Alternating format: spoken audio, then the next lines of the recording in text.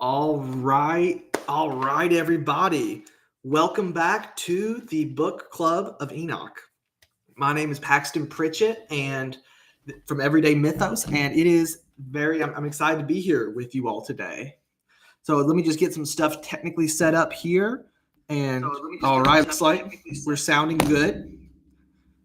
All right, I think we can begin. So, like I said, my name is Paxton Pritchett, and this is the Book Club of Enoch. The Book Club of Enoch is a live stream that Everyday Mythos does about once a week is our goal. I think from now on, we're going to try to make it Tuesdays at 7 p.m. Central Time, and it is where we go through the Book of Enoch. The Book of Enoch is a book written mostly if completely in the intertestamental period, meaning it's between the Old Testament and the New Testament. And in it basically we get to learn about how Jews were thinking during the days of Jesus and beforehand. Ways they thought about theology, ways they thought about God, ways they thought about the spiritual realm, or as we look today, even about like demons. The story follows Enoch, who is a descendant of Adam. I think the great-grandfather of Noah, if you look at the genealogy in Genesis. And take it like, I think it's Noah, then Noah's dad, then Methuselah, and then Enoch. And then it talks about kind of some ideas about him. And it also covers, it looks at Genesis 6, the idea of the sons of God, that these creatures that have babies with the daughters of men.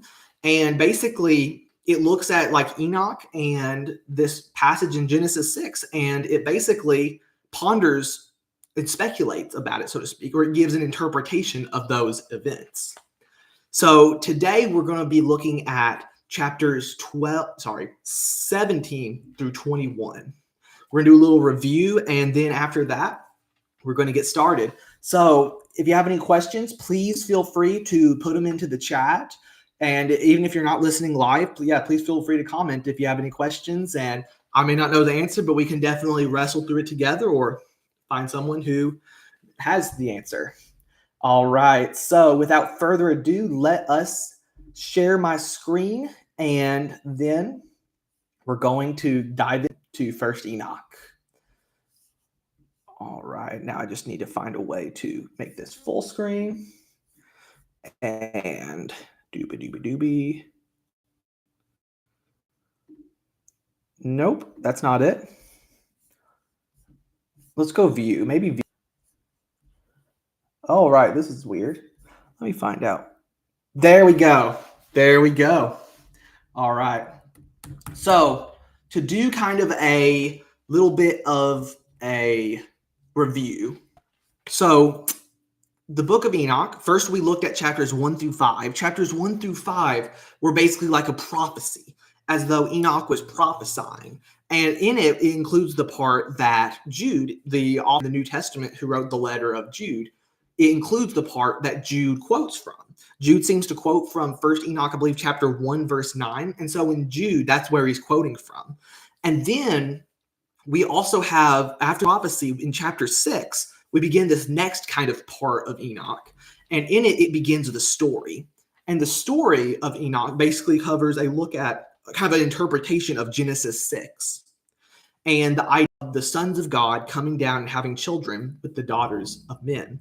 And though there have been many views of that throughout the years, this view in the Book of Enoch during the time between the Old Testament and the New Testament, the view it takes is these are angels. They're angels that come down, have children with women, and their children are giants. And their giant children wreak havoc on the earth. And not to mention, not just that, but also these angels teach secrets, divine or spiritual secrets to humanity. And those secrets cause a lot of terror. This was knowledge that humanity was not supposed to have. So in the Book of Enoch, we have this look at angels coming down to earth and teaching evil things to humanity. And so humanity, or the earth, cries out to heaven for help. And so the story continues with these angels in heaven calling out to God, saying basically, help them, help humanity. And so God sends different angels to do different tasks, including one of them to warn Noah. And so the story then looks at the character Enoch. Enoch is basically hidden right now, spending time with angels, spending time kind of just, yeah, with angels. And he gets a mission to go to the evil angels that have fallen and had children with the daughters of men, and to rebuke them, to give them their punishment. And so Enoch goes and delivers this punishment to them. He goes and tells them what their punishment is. And their punishment basically is that they will have to be thrown into this spiritual prison for until the end, I believe. I think one verse might even say 10,000 years. But basically, the idea is they're thrown into this spiritual prison until the end of days. And then they also have to see their children, their giants, the giants they impregnated women and that women gave birth to. They're going to have to see the giants killed. Their giants are going to be destroyed. And so that's their punishment. And so the watchers, these spiritual angels that they fell from heaven, quite frankly, they look at Enoch and are like, no, we can we get forgiveness? And so they ask Enoch to be their intercessor, to mediate between them and God. And so Enoch goes and prays for these angels that they might have forgiveness. And it is after this prayer that Enoch gives, that I think it says he goes to sleep and then he experiences visions. And the visions that he experiences are what cover a lot, I believe, of the rest of this first part of First Enoch, chapters 1 through 36, which is called the Book of the Watchers. And so what we've been looking at here lately is that Enoch, in this vision of the spiritual realm, he goes to the throne of God, and God tells him a command of what to tell the watchers, what to tell these angels who have fallen. And basically the idea is that these angels will not get forgiveness. They will not be pardoned for their sins that they've committed, and that these angels they'll have to see their children, the giants, be destroyed, and that they will be basically thrown in prison. And so this leads us to where we're at right now, chapter 17.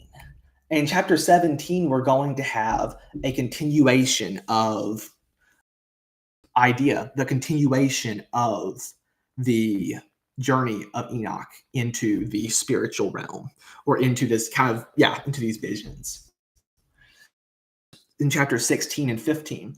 So these watchers, the watchers, they have kids, and these kids are giants.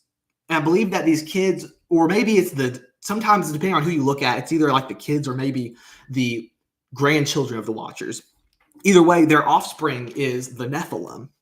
And what we learn is that the Nephilim, whenever their bodies are killed, whenever the giants' bodies are killed, their spirits continue on earth, according to the book of Enoch. And basically, this shows us a second temple Jewish idea of the origin of demons. So these evil spirits that would have been haunting the world during the time of Christ. There are many stories in the New Testament of Jesus, our Lord and Savior, casting out demons. Some of the Jews who were watching him cast out demons, if you were to go up to them and ask them, what are those demons? What are those creatures that are possessing humans? So if you asked a modern Christian what they were, they would probably say, oh, they're demons. They're fallen angels. They fell from heaven and now they torture people on earth. And that could be true. But if you asked a Second Temple Jew, a Jew living in between the Old Testament and the New Testament, what these demons were, he would probably tell you that they were the spirits of the giants. The giants who are the children of the watchers, the children of angels, who were on the earth during the days of Noah and beforehand, who, as we learned in previous videos, as we learned in previous chapters of Enoch, did so much chaos upon the earth. Once their bodies were destroyed, their spirits remained, and they remained as evil spirits that would torture humanity.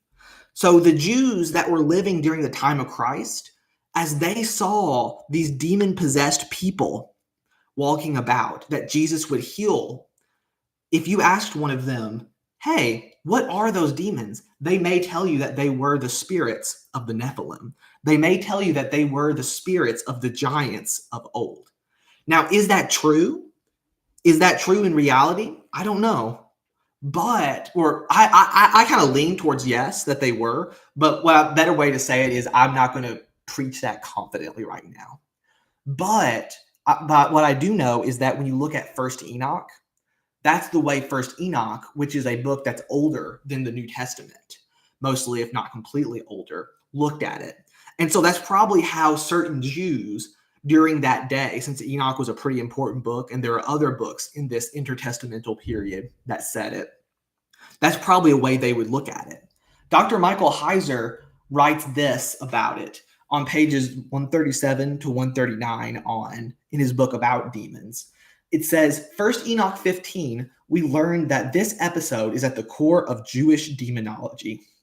The origin of demons is tied specifically to the incident of the Watchers, Genesis 6, 1 through 4. Reed summarizes the theology of Second Temple Judaism on the matter. The birth of the giants is explored in terms of the mingling of spirits and flesh. Angels properly dwell in heaven, and humans properly dwell on earth. But the nature of the giants is mixed. This transgression of categories brings terrible results. After their physical death, the giants, demonic spirits, come forth from their bodies to plague humanity. So basically, the idea in Second Temple Judaism, whenever we read different works from this period between the Old Testament and the New Testament, what we find is that their view of evil spirits and of demons is that the demons are these spirits of the giants.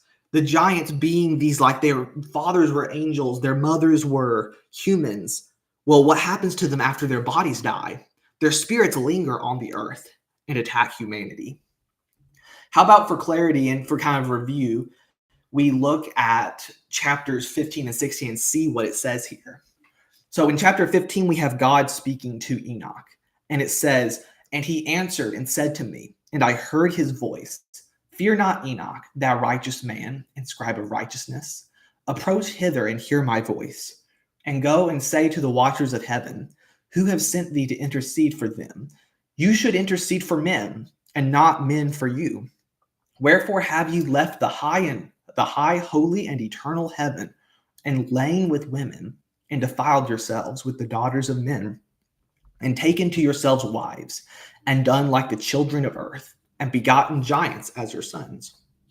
And though ye were holy, spiritual, living the eternal life, you have defiled yourselves with the blood of women, and have begotten children with the blood of flesh, and blood as those also do who die and perish. Therefore have I given them wives also, that they might impregnate them, and beget children by them, that thus nothing might be wanting to them on earth. But you were formerly spiritual, living the eternal life, and immortal for all generations of the world. And therefore I have not appointed wives for you. But as for the spiritual ones of the heaven, in heaven is their dwelling. And now the giants who are produced from the spirits and the flesh. So these are the giants that we were talking about earlier, the giants that are the children of the fallen angels. It says, and now the giants who are produced from the spirits of and flesh shall be called evil spirits upon the earth, and on the earth shall be their dwelling. Evil spirits have proceeded from their bodies, because they are born from men, and from the holy watchers is their beginning and primal origin. They shall be evil spirits on earth, and evil spirits shall they be called. As for the spirits of heaven, in heaven shall be their dwelling. But as for the spirits of the earth, which were born upon the earth, on the earth shall be their dwelling. And the spirits of the giants afflict, oppress, destroy, attack, do battle, and work destruction on the earth, and cause trouble. They take no food, but nevertheless hunger, and thirst, and cause offenses. And these spirits shall rise up against the children of men, and against the women, because they have proceeded from them. So basically in that chapter, in chapter 15, we see the origin of the evil spirits as being the spirits of the giants after they were slain.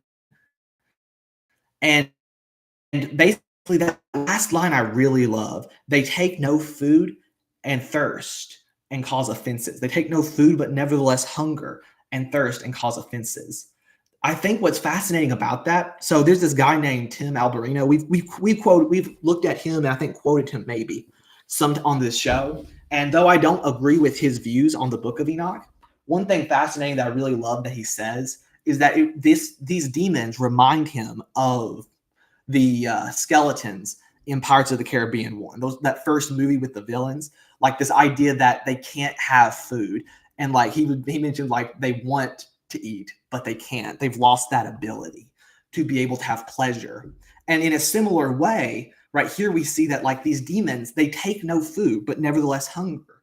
Perhaps that's because they're human in that their moms were humans. So they hunger, but they can't take any food. They're just spirits. And they thirst.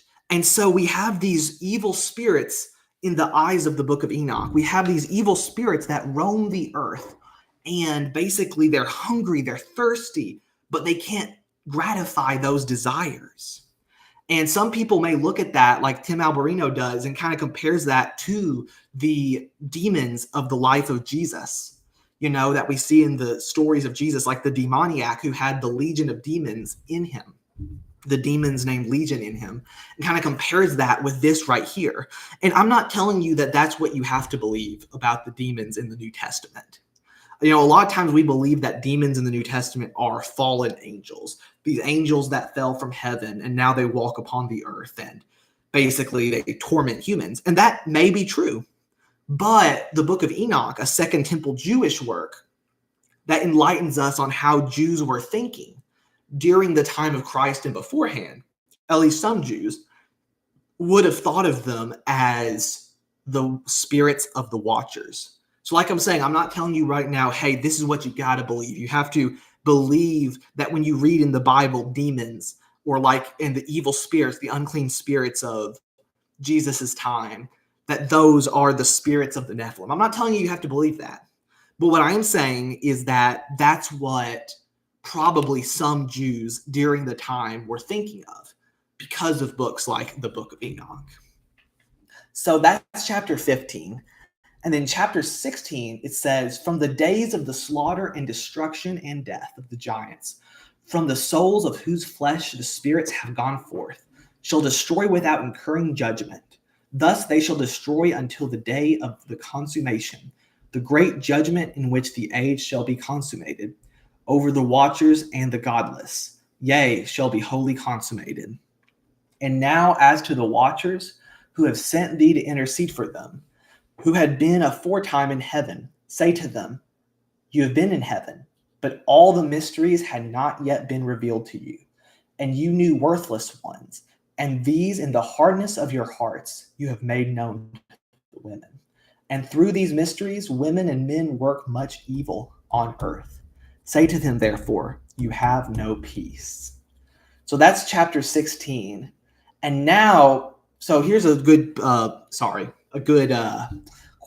Well, I'm sorry, I'm off right now, but we already looked at this quote from Dr. Heiser. But yeah, let's move on to chapter 17. I wanted to read chapter 15 and 16 as review and kind of help make this video a little longer, I think. But yeah, let's look on to chapter 17 now. We're charting on to some new territory here. Enoch just had this conversation with God, if we read it chronologically.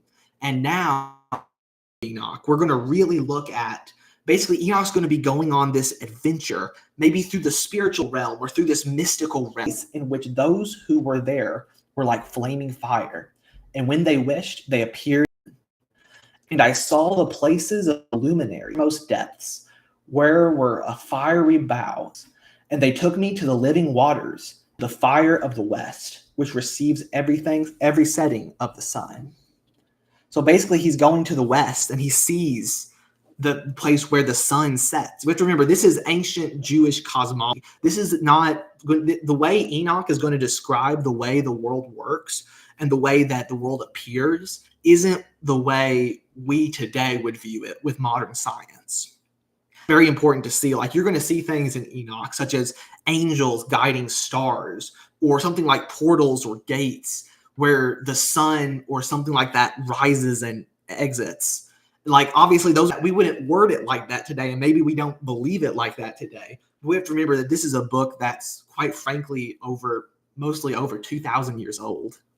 And so we have to remember that's a little different than the way we would say things about the universe or word things today. In verse 5, it says, "And I came to a river of fire, in which the fire flows like water and discharges itself into the great sea of the west. I saw the great rivers and came to the great river and to the great darkness, and went to the place where no flesh walks. I saw the mountains of the darkness of winter, and the place whence all the waters of the deep flow. I saw the mouths of all the rivers of the earth, and the mouth of the deep. I saw the treasuries of all the winds. I saw how he had furnished with them the whole creation, and the firm foundations of the earth. And I saw the cornerstone of the earth. I saw the four winds which bear the earth, and the firmament of the heaven. And I saw how the winds stretch out the vaults of heaven, and have their station between heaven and earth. These are the pillars of the heaven. I saw the winds of heaven, which turn and bring the circumference of the sun, and all the stars to their setting. I saw the winds on the earth carrying the clouds. I saw the paths of the angels. I saw at the end of the earth the firmament of the heaven above. And I proceeded and saw a place which burns day and night, where there are 7 mountains of magnificent stones, 3 towards the east and 3 towards the south. And as for those towards the east, one was of colored stone, and one of pearl, and one of jacinth, and those towards the south of red stone. But the middle one reached to heaven like the throne of God, of alabaster, and the summit of the throne was of sapphire. And I saw a flaming fire, and beyond these mountains is a region, the end of the great earth. There the heavens were complete, and I saw a deep beneath it place. I saw there 7 stars like great burning mountains. And to me, this place is the end of heaven and earth. This has become a prison for the stars and the host of heaven. And the stars which roll over the fire are they which have transgressed the commandment of the Lord in the beginning of their right, because they did not come forth at their appointed times. And he was wroth with them, and bound them till the time when their guilt should be consummated, even for 10,000 years. So Enoch goes and he sees this place that looks very dreadful. And he's like, what is this? And an angel is with them and basically says, this is where the stars go for punishment. Now, I'll have to read up on it, but I'm pretty sure that when he's talking about literal stars, I think he's talking about angels, because sometimes the angels and stars kind of are related in ancient literature.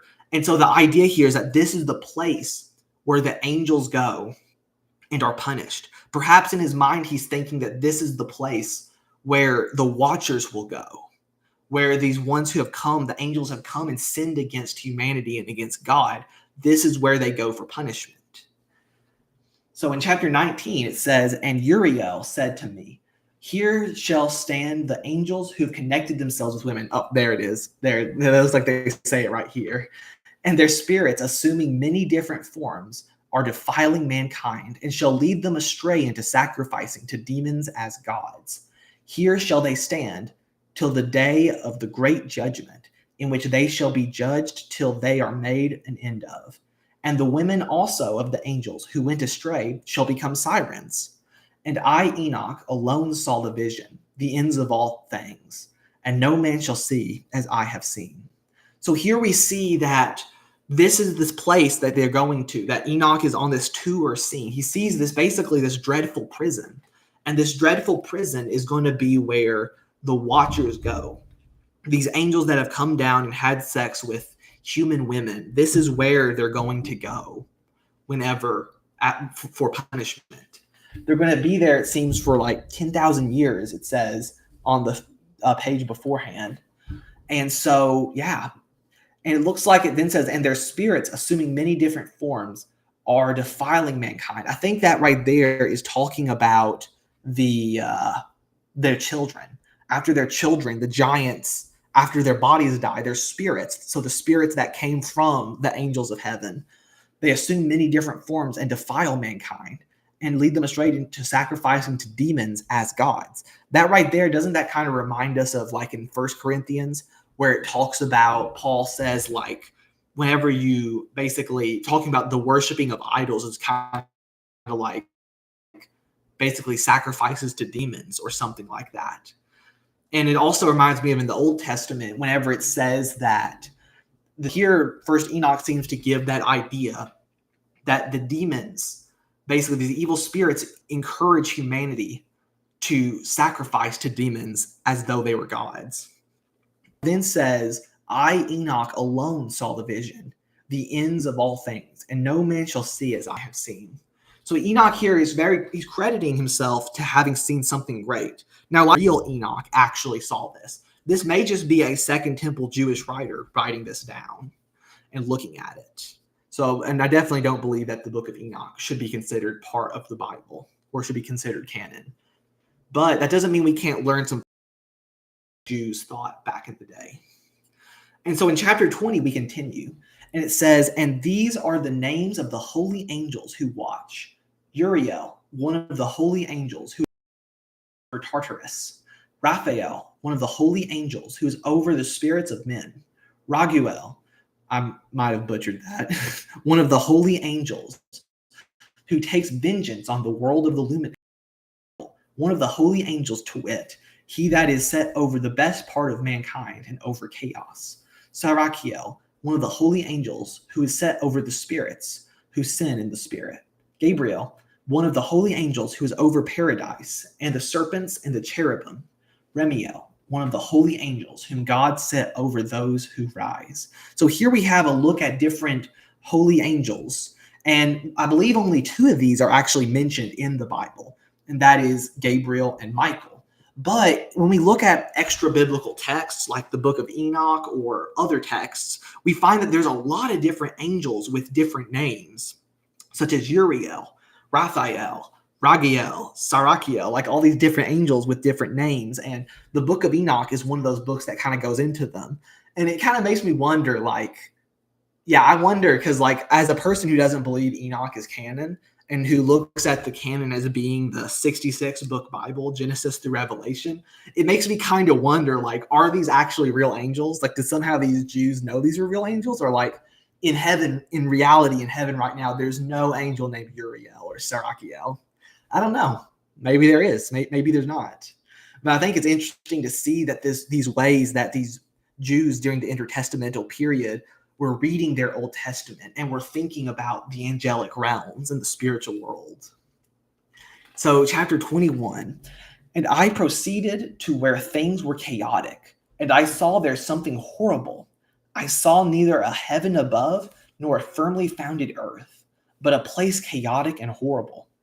And there I saw 7 stars of the heaven bound together in it, like great mountains and burning with fire. Then I said, for what sin are they bound? And on what account have they been cast in hither?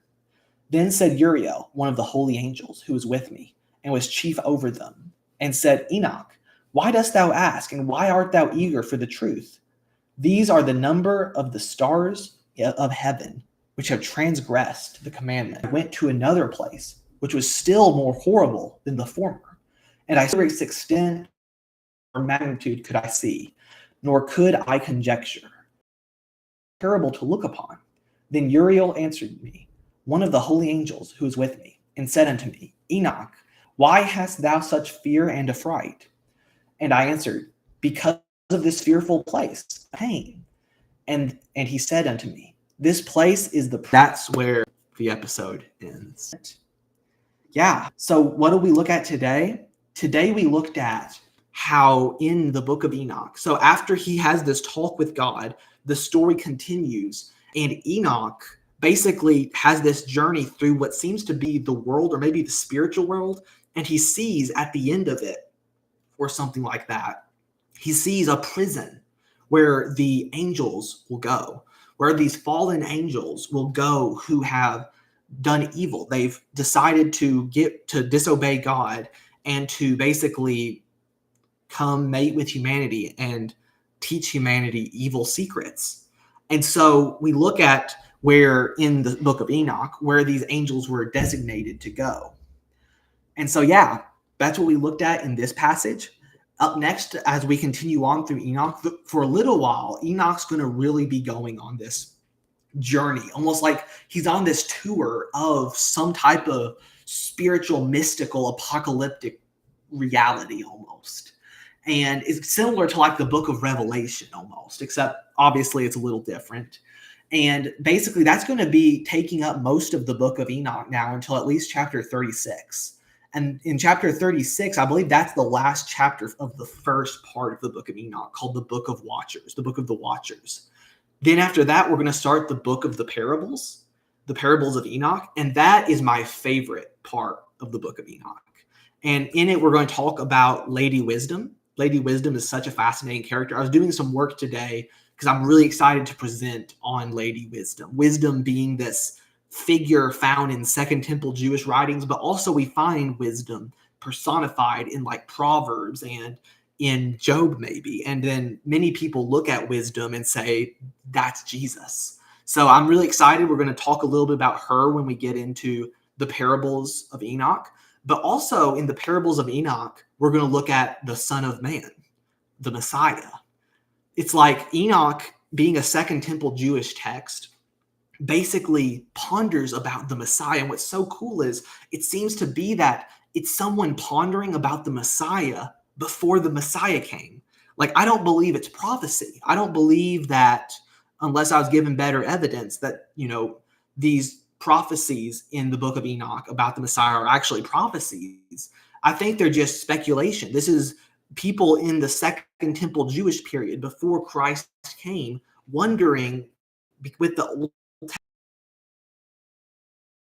Testament or their imagination in the other. They're pondering, what will the Messiah be like? Maybe they had other influences as well that weren't the Bible. I don't know for sure. But in it, we'll see how were some Jews thinking about the Messiah before the Messiah came.